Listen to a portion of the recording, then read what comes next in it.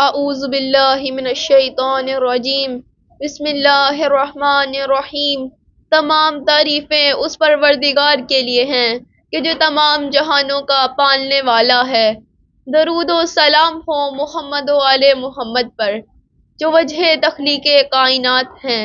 سلام ہو ان آنکھوں پر کہ جو ہدایت کی منتظر ہیں۔ سلام ہو ان کانوں پر کہ جو ہدایت کو سنتے ہیں، اور سلام ہو ان قدموں پر کہ جو ہدایت کی راہ پر گامزن ہیں۔ جی مومنین کرام، السلام علیکم ورحمۃ اللہ وبرکاتہ۔ میں آپ کی میزبان نور زہرا نقوی ہوں اور میرا تعلق مدرسہ تعلیم القرآن سے ہے۔ آج جس اہم ترین موضوع پر ہم گفتگو کریں گے وہ یہ ہے کہ نمازی کا مکان کیسا ہونا چاہیے، اور اس موضوع پر گفتگو کرنے کے لیے ہمارے ساتھ موجود ہیں خواہر آمنہ فاروق۔ جی خواہر، السلام علیکم ورحمۃ اللہ وبرکاتہ۔ وعلیکم السلام ورحمۃ اللہ وبرکاتہ۔ آپ کا کیا حال ہے؟ آپ ٹھیک ہیں؟ جی الحمدللہ میں ٹھیک ہوں۔ کیونکہ آج ہماری گفتگو کا موضوع یہ ہے کہ نمازی کا مکان کیسا ہونا چاہیے، اس لیے میرا آپ سے سب سے پہلا سوال یہ ہے کہ نمازی کے مکان کی شرائط کیا ہیں؟ جی آپ نے بہت ضروری سوال کیا، یہ جاننا ہم سب کے لیے بہت ضروری ہے۔ ہماری ساری عبادت اسی پہ ڈیپینڈ کرتی ہے۔ نمازی کے مکان کی 6 شرائط ہیں۔ سب سے پہلی کہ مباح ہو، یعنی غصبی نہ ہو، یعنی کسی سے چھنا ہوا نہ ہو۔ اور دوسری شرط یہ ہے کہ متحرک نہ ہو، یعنی حرکت میں نہ ہو، مثلا چلتی ہوئی بس یا گاڑی وغیرہ میں نماز نہیں پڑھ سکتے۔ اور تیسری شرط یہ ہے کہ جگہ پاک ہو، یعنی جگہ نجس نہ ہو۔ اور چوتھی شرط یہ ہے کہ چھت اتنی تنگ نہ ہو کہ قیام اور رکوع میں مشکل پیش آئے اور ان کو صحیح طریقے سے انجام نہ دیا جائے۔ اور پانچویں شرط یہ ہے کہ پیشانی اور زانو کی جگہ برابر ہو، نہ 4 انگلیاں اوپر ہو اور نہ 4 انگلیاں نیچے ہو۔ اور چھٹی شرط یہ ہے کہ عورت مرد کے برابر نماز نہیں پڑھ سکتی اور نہ عورت مرد کے آگے نماز پڑھ سکتی ہے۔ جی مومنین کرام، خواہر نے ہمیں بتایا ہے کہ نمازی کے مکان کی 6 شرائط ہیں۔ سب سے پہلی شرط یہ ہے کہ نمازی کا مکان مباح ہو، یعنی غصبی نہ ہو۔ دوسری شرط یہ ہے کہ نمازی کا مکان حرکت میں نہ ہو، متحرک نہ ہو۔ تیسری شرط یہ ہے کہ نمازی کا مکان پاک ہو، یعنی نجس نہ ہو۔ چوتھی شرط یہ ہے کہ چھت اتنی تنگ نہ ہو کہ رکوع اور قیام صحیح طریقے سے بجا لائے نہ جا سکیں۔ اور پانچویں شرط یہ ہے کہ سجدے کی جگہ اور زانوں کی جگہ برابر ہو، نہ ہی 4 انگلیاں اوپر ہو اور نہ ہی 4 انگلیاں نیچے ہو۔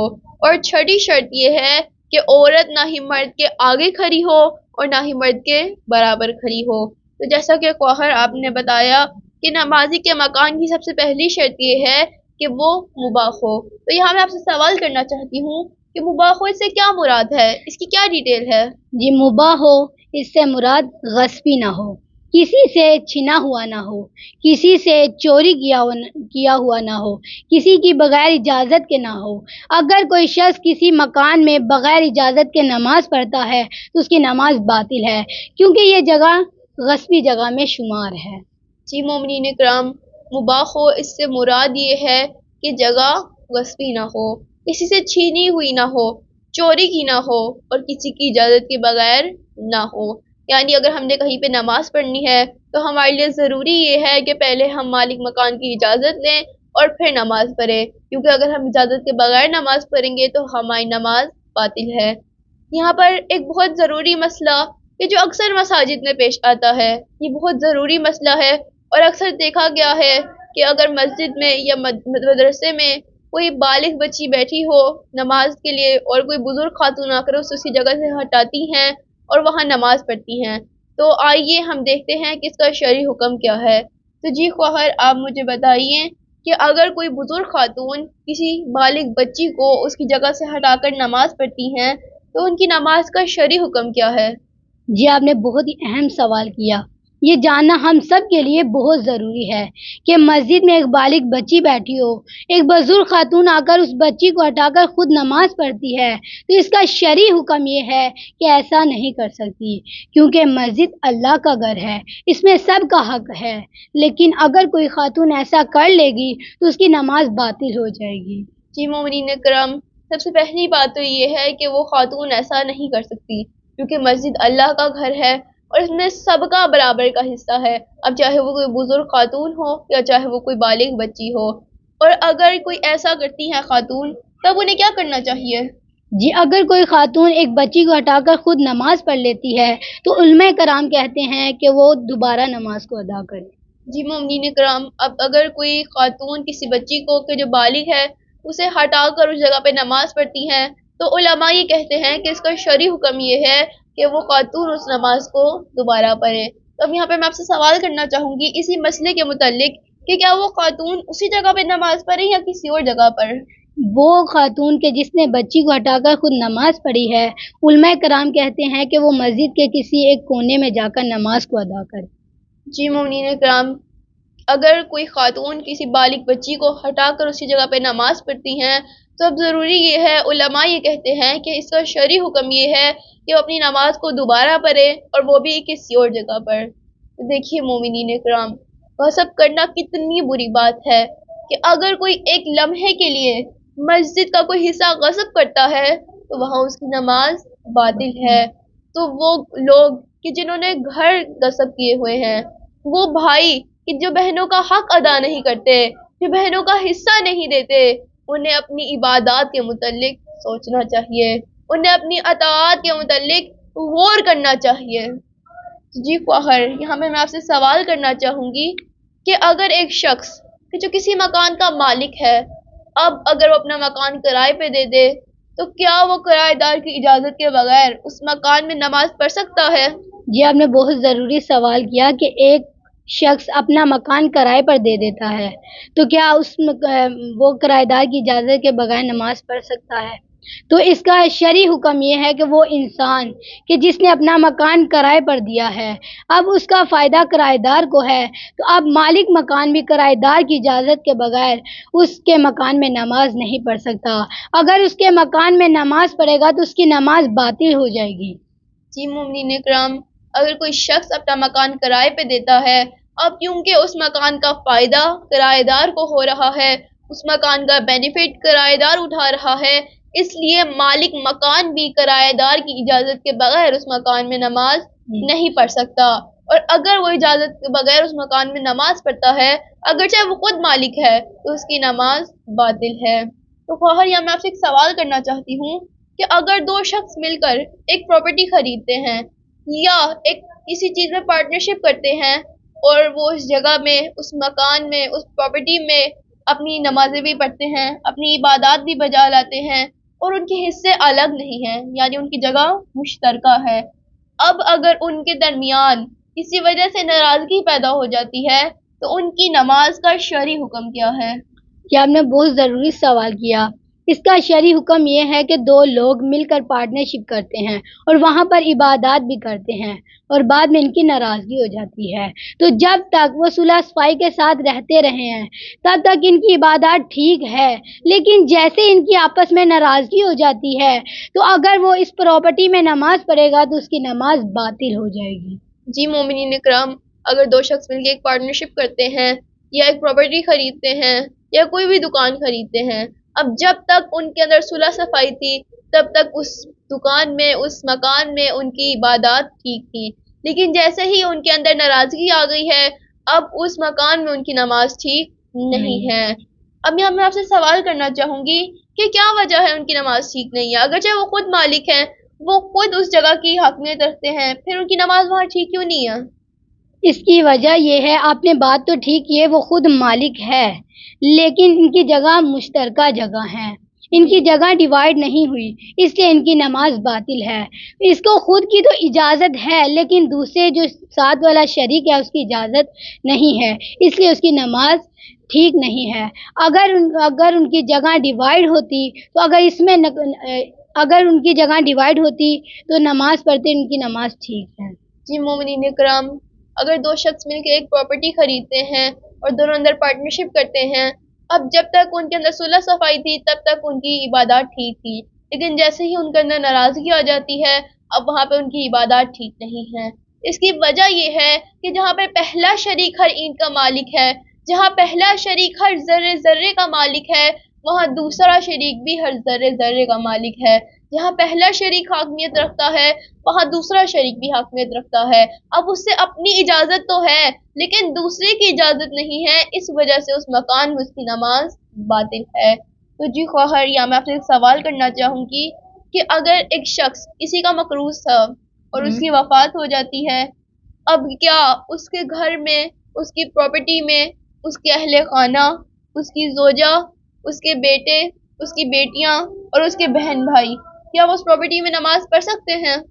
جی، اگر محروم کسی کا مقروض ہے، سب سے پہلے اس کا قرض ادا کیا جائے، پھر اس کی پراپرٹی میں نماز پڑھی جائے. اگر قرضہ ادا کرنے سے پہلے اس پراپرٹی میں نماز پڑھ لیتا ہے تو اس کی نماز باطل ہو جائے گی. جی مومنین کرام، اگر مرحوم کسی کا مقروض تھا اور اب ضروری یہ ہے کہ پہلے اس کی پراپرٹی میں سے، اس کی جائیداد میں سے قرضہ ادا کیا جائے اور پھر اس جگہ پہ نماز پڑھی جائے. اگر کوئی قرضہ ادا کرنے سے پہلے وہاں نماز پڑھتا ہے تو اس کی نماز باطل ہے. تو خواہر، یا میں آپ سے اسی کے متعلق سوال کرنا چاہوں گی کہ اگر قرضہ ادا کرنے میں کچھ عرصہ لگ جائے، یعنی کچھ سال لگ جائیں، کچھ مہینے لگ جائیں، تو کیا تب تک ہم وہاں نماز پڑھ سکتے ہیں؟ اگر قرضہ ادا کرنے میں کچھ مہینے لگ جائیں، کچھ سال لگ جائے، تو چاہے کچھ عرصہ ہی کیوں نہ لگے، جب تک قرضہ ادا نہیں کیا تب تک اس پراپرٹی یا مکان میں نماز نہیں پڑھ سکتا. جی مومنین کرام، جب تک قرضہ ادا نہیں ہوتا، چاہے قرضہ ادا کرنے میں جتنا بھی عرصہ لگ جائے، جب تک قرضہ نہیں دیا جائے گا تب تک ہم اس پراپرٹی میں نماز نہیں پڑھ سکتے. اور جو بھی اس پراپرٹی میں نماز قرضہ ادا کرنے سے پہلے پڑھے گا اس کی نماز باطل ہے. تو خواہر، یہاں میں آپ سے ایک سوال کرنا چاہتی ہوں کہ اکثر ہمارے ہاں بیٹیوں کو اور بہنوں کو حصہ نہیں دیا جاتا، اور اگر دیا جاتا ہے تو بہت دیر سے دیا جاتا ہے. تو ایک ایسی پراپرٹی کہ جس میں بہنوں اور بیٹیوں کا حصہ ہے کہ جو ادا نہیں کیا، تو اس پراپرٹی میں نماز پڑھنے کا شرعی حکم کیا ہے؟ آپ نے بہت ضروری سوال کیا. اگر کوئی اس پراپرٹی میں نماز پڑھے گا کہ جس پراپرٹی میں بہن یا بیٹی کا حصہ ہے تو اس کی نماز باطل ہے. اس سے میں کوئی فرق نہیں پڑتا، چاہے جائیداد تقسیم ہو یا نہ ہو، چاہے جائیداد انتقال ہو یا نہ ہو، چاہے جائیداد ٹرانسفر ہو یا نہ ہو. جیسے ہی باپ کی وفات ہو جاتی ہے ویسے اس جائیداد کی حقدار اس کی اولاد ہو جاتی ہے، اس کی بیٹیاں ہوتی ہیں. اب اگر اس کی جائیداد میں، اس مکان میں بغیر اجازت کے نماز پڑھتا ہے کوئی تو اس کی نماز باطل ہو جائے گی. جی مومنین اکرام، اگر چاہے جائیداد تقسیم ہو یا نہ ہو، چاہے جائیداد ٹرانسفر ہو یا نہ ہو، چاہے جائیداد انتقال ہو یا نہ ہو، جیسے ہی باپ وفات پا جاتا ہے ویسے ہی بیٹیاں ان کی باپ کی جائیداد کی وارث بن جاتی ہیں، ویسے ہی بیٹیاں باپ کی جائیداد کی حصہ دار بن جاتی ہیں. اب جو بھی ان کی اجازت کے بغیر اس پراپرٹی میں، اس جائیداد میں نماز پڑھے گا تو اس کی نماز باطل ہے. تو یہاں میں آپ سے سوال کرنا چاہتی ہوں کہ اس کی کیا وجہ ہے؟ اللہ تعالیٰ سورہ نساء کی آیت نمبر 11 میں فرماتا ہے، بسم اللہ الرحمن الرحیم، یوصیکم اللہ فی اولادکم یوصیکم اللہ فی اولادکم للذکر مثل حظ الانثیین، کہ خدا فرماتا ہے کہ خدا نصیحت کرتا ہے تمہاری اولاد کے بارے میں کہ اگر ایک مرد کا حصہ 2 بیٹیوں کے برابر ہے، ایک بیٹے کا حصہ 2 بیٹیوں کے برابر ہے. اس کا مطلب یہ ہوا کہ اللہ بیٹیوں کو حصے دار بنا رہا ہے، اللہ باپ کی جائیداد میں بیٹیوں کو حصے دار بنا رہا ہے. جیسا کہ میں نے پہلے بیان کیا کہ اگر کوئی کسی کے ساتھ پارٹنرشپ کرتا ہے اور بعد میں پارٹنر ناراض ہو جاتا ہے تو اس کی نماز صحیح نہیں ہے. ایک پارٹنر ناراض ہو جاتا ہے تو بعد میں دوسرا اگر وہ اس میں نماز پڑھتا ہے تو اس کی نماز نہیں ٹھیک. اور جسے اللہ نے حصے دار بنایا ہے، اگر اس کی نماز تھی، کہ جس کو اللہ نے حصے دار بنایا ہے، اگر وہ نماز پڑھے گا تو اس کی نماز ٹھیک نہیں ہے. مومنین کرام، خواہر نے ہمیں بتایا ہے کہ نماز اس لیے باطل ہے اس جگہ پہ کہ جہاں بیٹیوں کا اور بہنوں کا حصہ ادا نہیں کیا گیا، کیونکہ اللہ تعالیٰ نے بیٹیوں کو اور بہنوں کو حصہ دار بنایا ہے.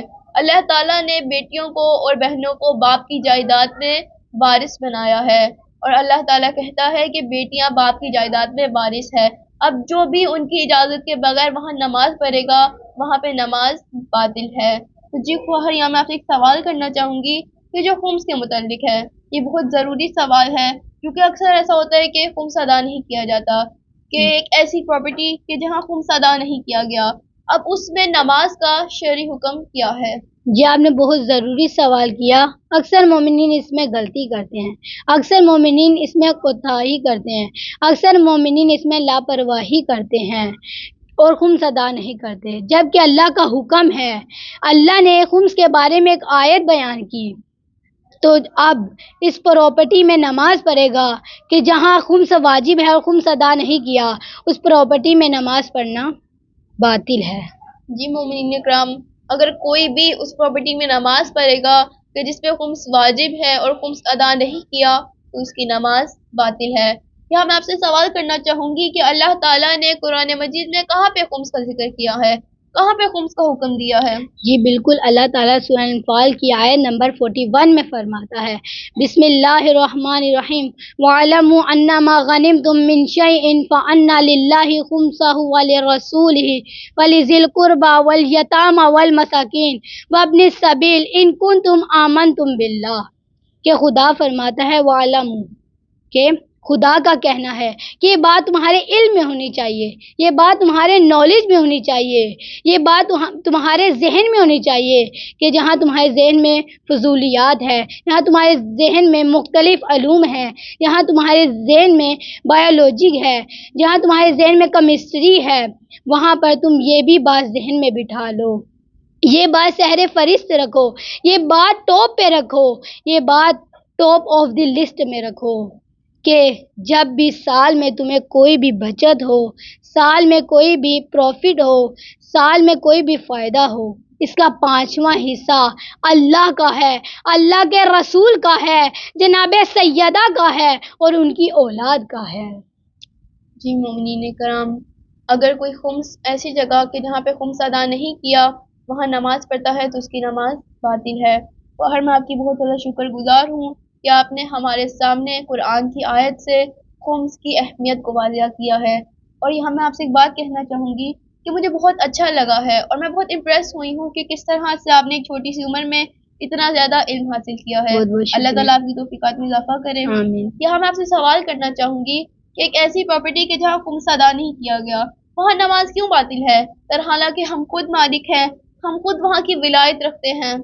معذر، یہاں پر میں ایک بات عرض کرنا چاہتی ہوں کہ یہاں پر اکثر لوگ کوتاہی کرتے ہیں، غلطی کرتے ہیں، مسٹیک ہے، وہ یہ ہے کہ وہ اپنے آپ کو آل ان آل سمجھتے ہیں، وہ اپنے آپ کو مالک سمجھتے ہیں، حالانکہ ایسا نہیں ہے، بلکہ اللہ تعالیٰ سورہ مائدہ کی آیت نمبر 55 میں فرماتا ہے، بسم اللہ الرحمن الرحیم، انما ولیکم اللہ والرسول والذین آمنوا الذین یقیمون الصلاۃ ویؤتون الزکاۃ وہم راکعون، کہ اللہ فرماتا ہے کہ جو نماز قائم کرتے ہیں اور زکوٰۃ ادا کرتے ہیں حالانکہ یہ حالت رکوع میں ہوتے ہیں۔ خدا فرماتا ہے تمہارا ولی اللہ ہے، تمہارا ولی اللہ کا رسول ہے، تمہارا ولی مولا علی ہیں جو حالت رکوع میں نماز ادا کرتے ہیں۔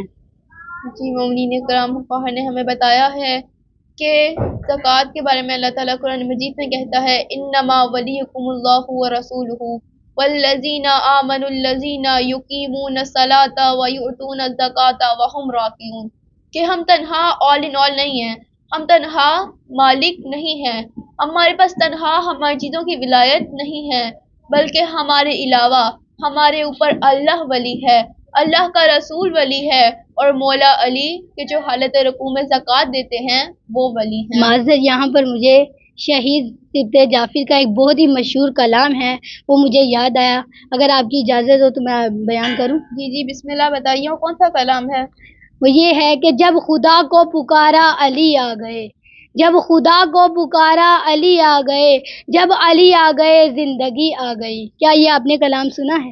جی میں نے سنا ہے، اور اس کا ایک مجھے مصرع بہت اچھا بھی لگتا ہے کہ موت ان کے محبوں کو آتی نہیں، موت ان کے محبوں کو آتی نہیں، آ بھی جائے تو پھر بچ کے جاتی نہیں، موت ان کے محبوں کو آتی نہیں، آ بھی جائے تو پھر بچ کے جاتی نہیں۔ موت سے کیا خطر، موت سے کیا حذر، موت سے کیا خطر، موت سے کیا حذر، اس سے بچنا بھی کیا، آگہی آ گئی۔ یہاں پر مجھے ایک کلام یاد آیا جو مجھے بہت ہی پسند ہے. اس میں ایک مصرع ہے کہ غسل میت نہ کہنا میرے غسل کو، غسل میت نہ کہنا میرے غسل کو، الجھے ملبوس کو مت کفن نام دو، میں چلا ہوں علی سے ملاقات کو، میں چلا ہوں علی سے ملاقات کو، جس کی تھی آرزو وہ گھڑی آ گئی. جی، اب خواہر نے ہمیں بہت زیادہ خوبصورت یہ بیان کیا ہے حضرت جعفر کا کلام، اللہ تعالیٰ ان کے درجات کو بلند کرے۔ آمین. ہم چلتے ہیں واپس اپنے موضوع کی طرف جس کی وجہ سے خواہر نے ہمیں زحمت دی۔ خواہر آپ بتائیے کہ آپ نے ہمارے سامنے یہ کلام کیوں بیان کیا؟ اسی کلام میں ایک مصرع ہے جو مجھے یاد آ گیا، وہ خمس کے متعلق ہے. شہید صفت جعفر خمس کے متعلق بیان کرتے ہیں کہ خمس دینا مودت کی ایک شرط ہے، خمس دینا مودت کی ایک شرط ہے، اور نہ دینا بھی مثل فدق ہے گناہ، حق سادات و زہرا کے مکروہ سے، حق سادات و زہرا کے مکروہ سے، جب تبرہ سنا تو ہنسی آ گئی. جی، اور ہمارے سامنے بہت خوبصورت مصرع بیان کیا ہے کہ شہید صفت جعفر بیان کرتے ہیں خمس دینا مودت کی ایک شرط ہے کہ اہل بیت سے محبت و مودت کی ایک جو ضروری شرط ہے وہ خمس دینا ہے، یعنی جو بھی اہل بیت سے محبت کرتا ہے اس کے لیے ضروری یہ ہے کہ وہ خمس ادا کرے۔ خمس دینا مودت کی ایک شرط ہے اور نہ دینا بھی مثل فدق ہے گناہ۔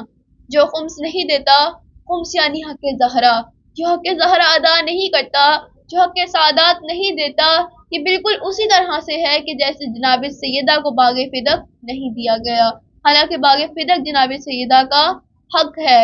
خمس دینا مودت کی ایک شرط ہے اور نہ دینا بھی مثل فدق ہے گناہ، حق سادات و زہرا کے مقروض سے، جب تبرہ سنا تو ہنسی آ گئی۔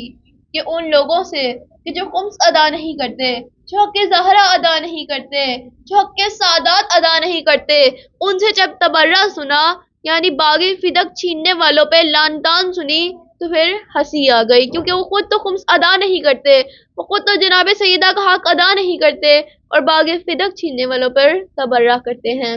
تو خواہر یہاں میں آپ سے ایک بہت ضروری سوال کرنا چاہوں گی کہ آپ نے بتایا تھا کہ نمازی کے مکان کی ایک شرط یہ ہے کہ نمازی کا مکان پاک ہو، تو کیا آپ یہ واضح کر سکتی ہیں کہ نمازی کے مکان کی کتنی جگہ کا پاک ہونا ضروری ہے؟ جی، آپ نے بہت ضروری سوال کیا. نمازی کے مکان کی ایک شرط یہ ہے کہ پاک ہو، یعنی نجس نہ ہو. ویسے تو ساری جگہ کا پاک ہونا ضروری ہے، لیکن سجدے کی جگہ کا پاک ہونا واجب ہے. اور جو جگہ نجس ہے، سجدے کی جگہ کے علاوہ جو جگہ نجس ہے اس کا پاک کرنا، اس کا شرعی حکم یہ ہے، اس کا پاک کرنا ضروری ہے، لیکن شرط یہ ہے کہ گیلی نہ ہو بلکہ خشک جگہ ہو. مومنین کرام، ویسے تو پوری جگہ کا پاک ہونا ضروری ہے، لیکن سجدے کی جگہ کا پاک ہونا واجب ہے اور باقی جگہ کا پاک ہونا مستحب ہے۔ اگر کوئی نجی جگہ پہ نماز پڑھتا ہے سجدے کی جگہ کے علاوہ تو اس کی شرط یہ ہے کہ وہ جگہ گیلی نہ ہو یعنی خشک ہو۔ تو خواہر آپ مجھے بتائیے کہ ایک ایسی جگہ کہ جہاں گانے بج رہے ہیں وہاں پہ نماز پڑھنے کا شرعی حکم کیا ہے؟ جی، آپ نے بہت ضروری سوال کیا. یہ جاننا سب کے لیے بہت ضروری ہے کہ وہ جگہ کہ جہاں گانے بج رہے ہوں، ایسی جگہ پر نماز اگر مجبوری کی حالت میں نماز پڑھیں تو پڑھ سکتے ہیں، لیکن گانے سننا حرام ہے. جی مومنین کرام، ایسی جگہ کہ جہاں گانے بج رہے ہیں وہاں پہ ہم مجبوری کے تحت نماز پڑھ سکتے ہیں، لیکن گانے سننا حرام ہے۔ تو خواہر یہ میں آپ سے ایک سوال کرنا چاہوں گی کہ آپ نے بتایا کہ نمازی کے مکان کی ایک اور شرط یہ ہے کہ عورت نہ ہی مرد کے برابر کھڑی ہو اور نہ ہی مرد کے آگے کھڑی ہو، اس کی آپ وضاحت کر سکتی ہیں؟ جی، نمازی کے مکان کی شرط یہ ہے کہ عورت مرد کے برابر نماز نہیں پڑھ سکتی اور نہ ہی عورت مرد کے آگے نماز پڑھ سکتی ہے، وہ چاہے محروم ہی کیوں نہ ہو، مثلاً بیوی ہو یا بیٹی ہو، اگر یہ بھی ہوں تو نماز نہیں پڑھ سکتے. جی مومنین کرام، یہاں پہ محرم یا نامحرم کا کوئی کانسیپٹ نہیں ہے. عورت چاہے محرم ہو یا نامحرم ہو، وہ کبھی بھی مرد کے آگے یا مرد کے برابر کھڑے ہو کے نماز نہیں پڑھ سکتی، بلکہ عورت کے لیے ضروری یہ ہے کہ وہ مرد کے پیچھے نماز پڑھے. تو اسی مسئلے سے متعلق میں آپ سے ایک اور سوال کرنا چاہوں گی کہ اگر عورت اور مرد کے درمیان کوئی پردہ ہے یا کوئی دیوار حائل ہے تو پھر ان کی نماز کا شرعی حکم کیا ہے؟ اگر مرد اور عورت کے درمیان دیوار ہے، اگر عورت اور مرد کے درمیان پردہ ہے تو اس کا شرعی حکم یہ ہے، علماء کرام کہتے ہیں ان کی نماز ٹھیک ہے. جی مومنین کرام، اگر عورت اور مرد کے درمیان کوئی پردہ ہے، اب چاہے عورت مرد سے آگے نماز پڑھے یا مرد کے برابر نماز پڑھے یا مرد کے پیچھے نماز پڑھے، کیونکہ درمیان میں کوئی پردہ ہے، درمیان میں کوئی دیوار ہے، اس وجہ سے ان کی نماز ٹھیک ہے. یہاں میں آپ سے ایک اور سوال کرنا چاہوں گی کہ ایک ایسی جگہ کہ جہاں پہ تنہا مرد اور عورت ہیں، وہاں پہ نماز پڑھنے کا شرعی حکم کیا ہے؟ ایک ایسی جگہ کہ جہاں مرد اور عورت تنہا ہیں، علماء کرام کہتے ہیں کہ ایسی جگہ پر جانے میں پرہیز کریں. اگر کوئی چلا جاتا ہے تو اس کی کوئی حرج نہیں ہے، کوئی مسئلہ نہیں. جی، ایک ایسی جگہ کہ جہاں پہ عورت اور مرد تنہا ہے اور وہ نامحرم ہیں، تو علماء یہ کہتے ہیں کہ وہاں پہ نہ جائیں اور وہاں پہ نہ رکیں، اور اگر کوئی وہاں پہ مجبوری کے تحت نماز پڑھتا ہے تو اس کی نماز صحیح ہے. جی خواہر، میں آپ کی بہت زیادہ شکر گزار ہوں کہ آپ نے اپنا قیمتی وقت نکالا اور ہمارے پروگرام میں شرکت کی، اور آپ نے بہت سے مسئلوں کو آپ نے جواب دیا، اور امید کرتی ہوں کہ مومنین کرام آپ نے بھی ہمارے پروگرام سے استفادہ حاصل کیا ہوگا. انشاءاللہ اگر اللہ تعالیٰ نے توفیق دی تو ہم دوبارہ ایک نئے موضوع کے ساتھ آپ کے سامنے حاضر ہوں گے. تب تک کے لیے اللہ حافظ.